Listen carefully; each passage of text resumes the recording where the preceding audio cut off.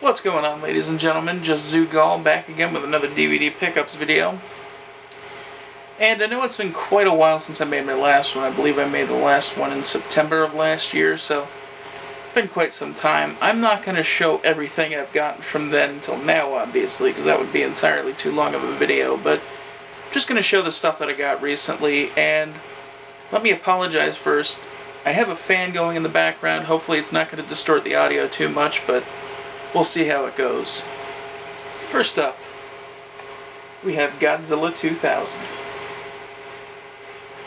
Now, I will admit, when they started advertising for this movie in, I believe it was 1999, by that point, after the 1998 Godzilla movie, I was pretty much burnt out on Godzilla movies.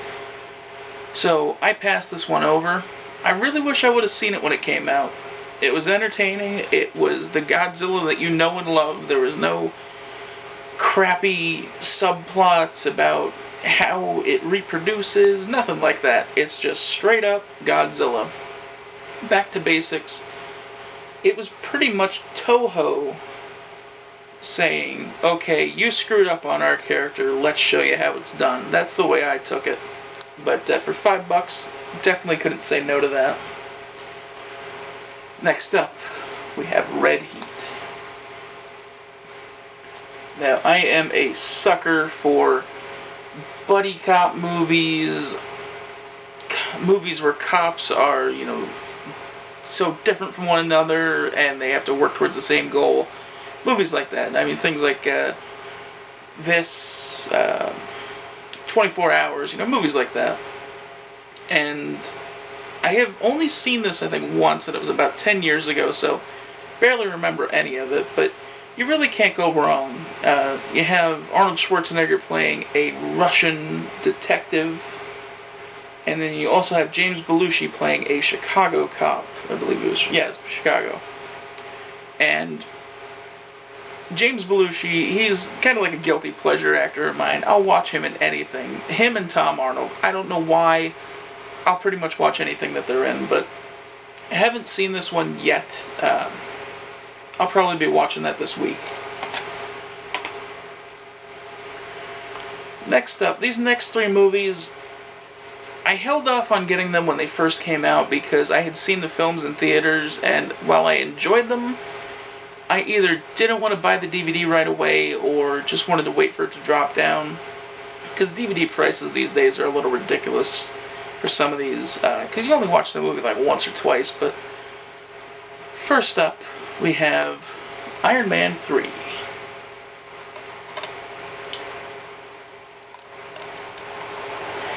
Now, I will admit, it's not as great as the first Iron Man. It's a step below Iron Man 2, which that was even a bit of a knockdown from Iron Man 1, but I was entertained by it. I liked it for what it was. It was a different kind of movie. It was showing different aspects of Tony Stark. It followed the Avengers well, I felt, showing how he handled the situation that he was in towards the end, and I really thought it was good. It wasn't great, but it was good. Next up, we have the Wolverine, which is much better than X-Men Origins Wolverine, because that movie is just a big pile of crap. But this, it fleshed out the Wolverine / Logan character so well. It gave him a more interesting backstory, and it really just showed you what the character was all about. And that's all a movie has to do like this. And it was entertaining to boot, so. Next up, this is surprising because of how much I love the character, but I held off on getting Man of Steel. And that's really only because I had seen it in theaters, I think it was like 3-4 times.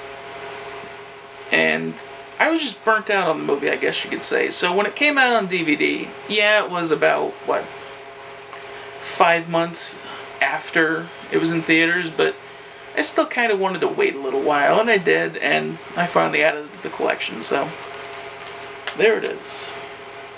Now we're getting into the interesting stuff. We have Dolph Lundgren in Battle of the Damned.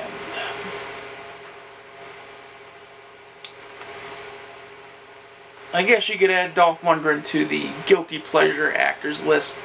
Again, I'll watch him in anything. And when you take two very different things, where you have robots and zombies, and you have them fight one another, it's so stupid that it could work in a movie. And here I think it did. It was entertaining. Yeah, it was stupid, but a movie like this, if you shut your brain off and you're able to enjoy it for what it is, you're going to get a hell of a lot more fun and entertainment value out of it. And it was really good, I thought. Dolph Lundgren was good in it.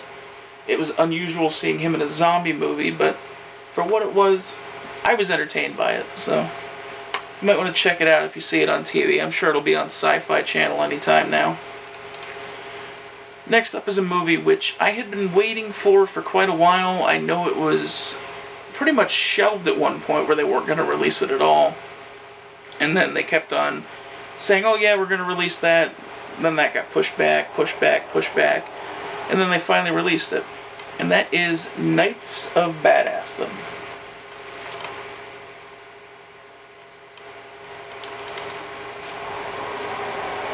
There really isn't a whole lot to say about the movie. It is crazy, yes. Fun, yeah, at times. But what really makes it interesting is the character interaction for me. These guys interacted so well that it almost seemed like it was just a bunch of buddies getting together. And yes, to a degree, I felt like it kind of mocked the LARP, or live-action role-playing community. But my biggest complaint with it was, at some points, it felt like the jokes were pandering to the geek crowd. Like they were trying to get some kind of reaction, and it felt forced at times. But overall, it was well worth the price. So I'm glad to have added that to the collection. Now, these final two movies, they're classics. I will say that. And the first up, Three Amigos.